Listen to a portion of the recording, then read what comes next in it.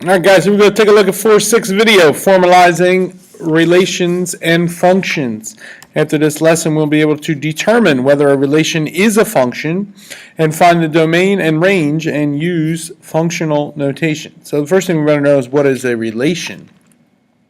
So again, please make sure that your volume is on and you are listening, because lots of things you won't pick up just from the slides. You got to be able to hear it.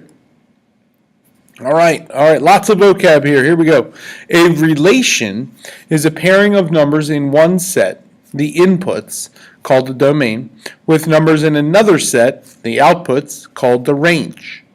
All right, so anytime I match up two numbers, I have an input number and then I have an output number. That input is called the domain, the output is called the range. A relation is often represented as a set of ordered pairs, the input, comma, output. All right, so you've seen a lot of points like 2, comma 3. 2 would be the input, 3 would be the output. Most often the ordered pairs are listed as x, comma y, because we normally use them to graph. In this case, the domain is the set of the x values, and the range is the set of the y values. So anytime you have points listed, the first number is domain, and the second number is the range. The inputs are the domains, the outputs are the range. So it's just another vocab term for the same thing. Inputs, domain, outputs, range. All right, lots of good stuff. Here we go. So just to sum that up a little bit, a relation is a pairing of inputs and outputs. All right. The domain is the inputs, or the x's, and the range is the outputs, or the y's. All right, so you just kind of keep those ideas straight, and then you'll be good to go. All right. Now, a function is a special type of relation, a special type of pairing of inputs and outputs, in which each value of the domain, or the inputs, is paired with exactly one, that means one and only one value in the range. So each input only has one output. That makes it a function. If you get an input that has more than one output, well, then it's not a function. All right, so here we go. Identify the domain and range for each relation. Represent the relation with a mapping diagram. Is the relation a function? Well, they're giving me a whole set of points here. So this little brace right here, this little curly thing, is just saying a bunch of points. So it's listing a bunch of points, and then I have these individual points, -2, 0.5, 0, comma 2.5, 4, comma 6.5, and 5, comma 2.5. All right, so I have a bunch of input, then output, input, then output, input, then output, input, then output, and they're asking me to do one of these mapping diagrams, which are actually quite simple to do. So when I make a mapping diagram, I'm just going to create an oval or a circle that has the inputs, and another oval or a circle that contains the outputs. And all I'm going to do is list all my inputs, so -2, 0, 4, 5. Right? The first numbers in each point are the inputs, and normally you'll list them from smallest to greatest. All right, but it really doesn't matter, just to keep yourself a little organized. So smallest to greatest, let's just do it that way. And then on the right side, I'll list the outputs. Okay, so I just listed the outputs, and then all I'm going to do is connect my input to the appropriate output with an arrow. So -2's partner is 0.5, so he's just going to have a nice little arrow like that. 0's partner is 2.5, so I'm just going to make an arrow like that. 4's partner is 6.5. All right, no big deal. And then 5's partner is 2.5, so 5 to 2.5, and it would look like that. Notice I only listed the 2.5 once, even though he's the output for two different numbers. All right, so you just list each output once, each input once, and then you connect them using some arrows. So no big deal. Don't let that mess you up. It says, is the relation a function? Well, if I want to know if it's a function, let's think about when it's not a function. All right, so it's not a function when a function maps each domain value to exactly one range value. So a relation that maps a domain value to more than one range is not a function. Okay, so we kind of try to eliminate if it is a function, and then we'll be able to determine what's going on. So if I look here in this picture, each of these domains is mapped to exactly one output. That goes to that, that goes to that, that goes to that, that goes to that. -2 doesn't connect to two different things over here. Now 5 and 0 both go to 2.5, but each input only goes to one output. So in this case, this is a function. All right? All right, let's take a look at another one. Same directions, draw the map, decide if it's a function. So again, I got a whole bunch of points, 6, 5, 4, 3, 6, 4, and 5, 8. So again, I'm just going to list my inputs, list my outputs. All right, again, normally go from smallest to greatest with my inputs, and the same with the outputs. So I went from least to greatest and least to greatest, and then I'm just going to connect them. 6, 5. All right, 4, 3. 5, 8. 6 went to 5, and 6 also goes to 4. So I had 4, 3, 4 to 3, 5 to 8, 6 to 4, and 6 to 5. Okay, so now my decision is it a function? Well, if you look, again, think, when is it not a function? Well, a function maps to exactly one. Each input goes to only one. So it's not a function if it goes to more than one. So in this case, since 6 goes to two different things, this is not a function because this input goes to two different outputs. The domain value of 6 is mapped to two range values, 4 and 5, so the relation is not a function. Okay. Another way to determine if a relation is a function is to analyze the graph using what we call the vertical line test. If any vertical line, vertical straight up and down, passes through more than one point on the graph for any domain value, then it is not a function. Okay?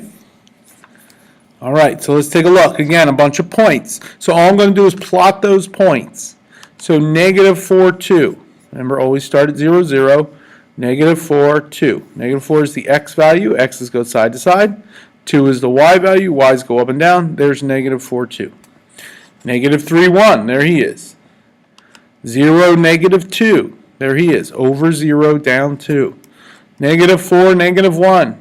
And 1, 2. All right? So now I have my points plotted. If I just draw a bunch of vertical lines and I look at those lines and I see that here at -4 I hit more than one point.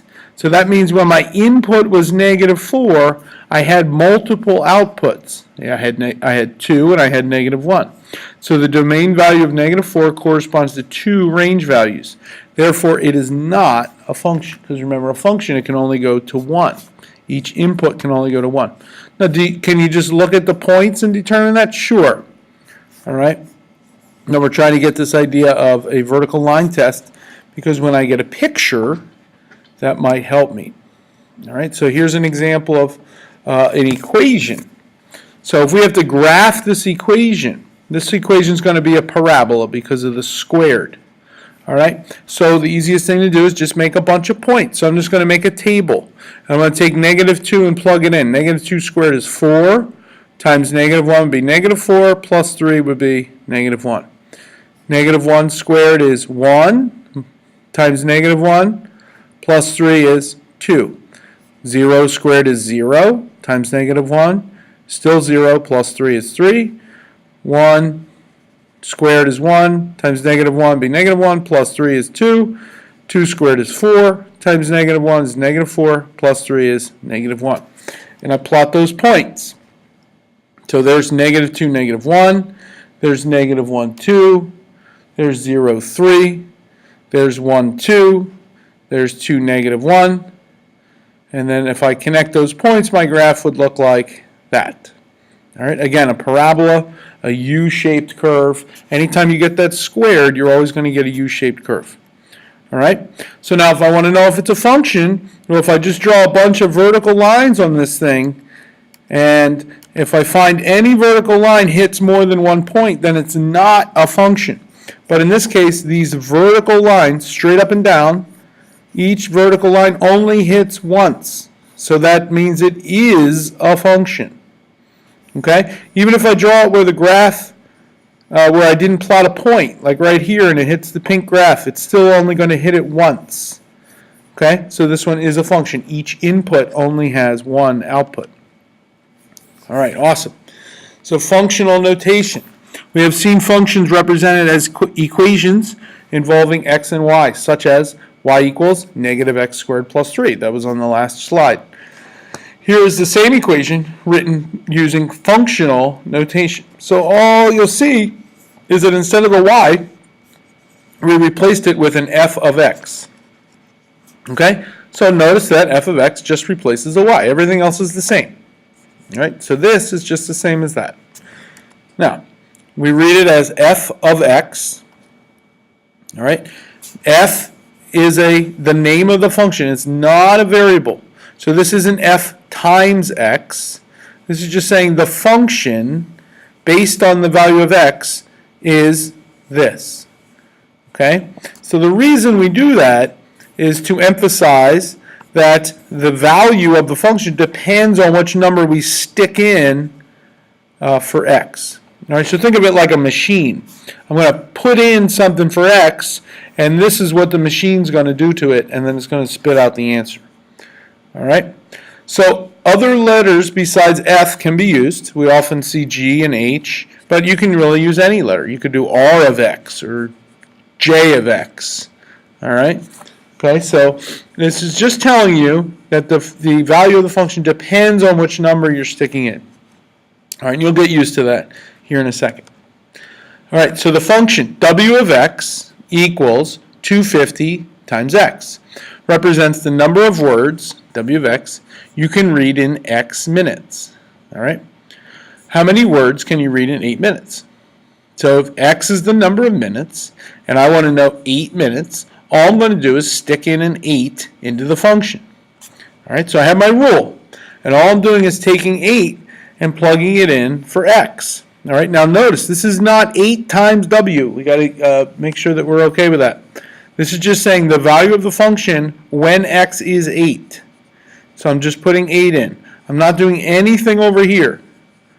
All right, so that's the value of 8. The function at 8 is 2,000. So please don't think this is 8 times W and then going and dividing and all that stuff. All you're doing is taking the 8, plugging it in for X, and once you plug it in for X, you plug it in everywhere you see an X. Now don't do it over here. Okay? So they gave you the rule. All you care about really is the right side of the rule, and then they're telling you what number to put in. They're telling you to put in the 8. All right? So this says the value of the function when X is 8 is 2,000. All right? So hopefully your words are on for that. So you can read 2,000 words in 8 minutes. All right? So the domain of, and they gave me a function, f of x equals negative 1.5x plus 4 is, and then they gave me a bunch of numbers. And my job is to find the range. So all I'm going to do is I'm just going to start plugging the numbers in. So I'm going to plug in 1 for x. So there's my rule. And I just put the 1 in for x. So I'm finding the value of the function when x is 1. And I'm just calculating the right side here. Again, this is not 1 times f. This is just the value of the function when x is 1. And if I calculate that right side, negative 1.5 plus 4 is 2.5. So 1's partner is 2.5. Input, output. If I take 2 and plug it in, so I'm just taking the next number, plugging it in. So the value of the function when x is 2, plugging it in here, I'd wind up with negative 3 plus 4, which is 1. So when the input is 2, the output is 1. If I take 3 and plug it in, negative 1.5 times 3 plus 4 would be negative 4.5 plus 4, which is negative 0.5. So there's that one. And then when I plug in 4 for x, so the value of the function when x is 4, and I just plug it in for x into my rule, plug it in right there, and I negative 1.5 times 4 plus 4, well, that's negative 6 plus 4, which is negative 2. Okay, so the range is just all those outputs. All right, all the outputs is the range, which would be 2.5, 1, negative 0.5, and negative 2. All right, we just write it like a set like this, okay, just with a little brace around it. So the range is the outputs, so I just figure out what the outputs are when I plug these numbers in, and that would be the range. Okay, and you can list them really any way you want. biggest to smallest to biggest is fine. All right, one more of those. So now I have another function, g of x is 4x minus 12, and they gave me a domain, and my job is to find the range. So they gave me a bunch of inputs. I'm going to throw them into the function and see what pops out. All right, so if there's my rule, 4x minus 12. So now I want to know when the x number is 1. I'm going to take 1 and plug it in. So I just did g of 1. So the value of the function when x is 1, that's literally what that means, is 4 times 1 minus 12, which would be negative 8. All right, continue. Now the next number they wanted me to plug in was 3. So I take 3, I plug it into my machine, and I have the value of the function when x is 3. Well, 4 times 3 is 12. 12 minus 12 is 0. All right, next one. Take 5, plug it into your machine. The value of the function when x is 5. That's literally what that means. So 4 times 5 is 20, minus 12 is 8. And then the last one, take 7 and plug it into your machine. The value of the function when x is 7. Again, please don't think of this as 7g. The value of the function when x is 7. Take 7, plug it in, and you'd wind up with 28 minus 12, which is 16. Again, the range is the outputs, so that's that column of your table. The outputs are negative 8, 0, 8, and 16. All right, there it is. Make sure that you have a pretty good understanding of what these 5 things mean. They don't have to be the word-for-word definitions, but you should have a pretty good understanding of what's going on. All right, I'll see you next time. Peace.